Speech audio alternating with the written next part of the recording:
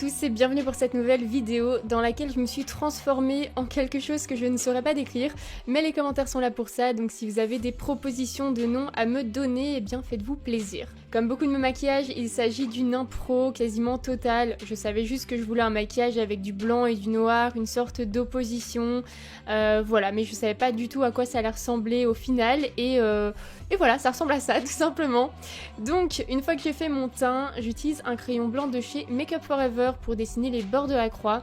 C'est vraiment l'étape la plus importante. J'ai passé 1 heure à m'assurer que tout était parfaitement symétrique et ce maquillage a duré en tout 6 heures. Donc voilà, faut mieux pas être pressé. Comme vous le voyez, pour certains traits, je me suis aidée d'un petit filtre transparent, mais je me suis vite rendu compte que ça ne fonctionne bien que sur les surfaces planes.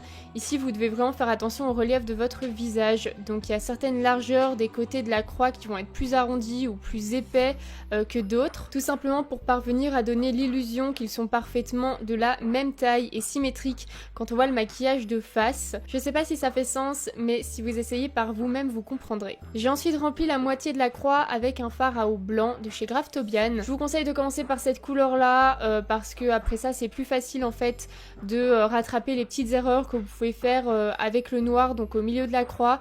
Et par contre, si vous faites une erreur avec le blanc, donc en dehors de la croix, si vous dépassez ou quoi, ben, c'est assez facile à rattraper.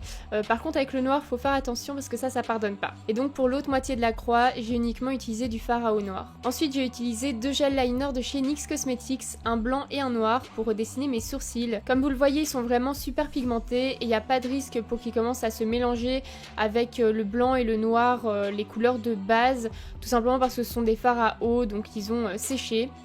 Pour le thread liner du côté blanc de la croix, j'ai utilisé le tattoo liner de chez Kat Von D. Et pour l'autre côté, le gel liner, toujours de chez NYX. Je fais des traits assez épais pour donner l'illusion d'yeux très grands. Et je viens également blanchir ou noircir le dessous de mes yeux.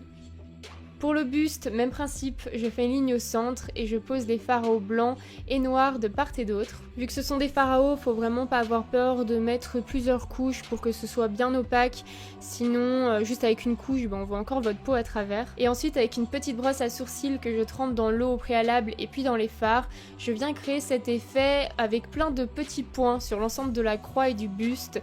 Ça donne un peu un effet de galaxie, je trouve que ça rajoute beaucoup de texture, donc j'aime beaucoup.